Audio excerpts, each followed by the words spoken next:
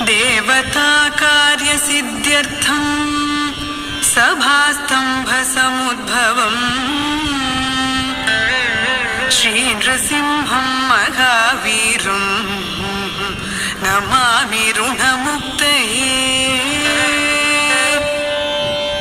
लक्ष्म्यालिङ्गितवामाङ्गं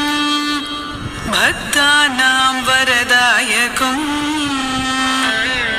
श्रीनृसिंहं महावीरं Namami ऋणमुक्तये आन्त्रमालाधरं शङ्खचक्र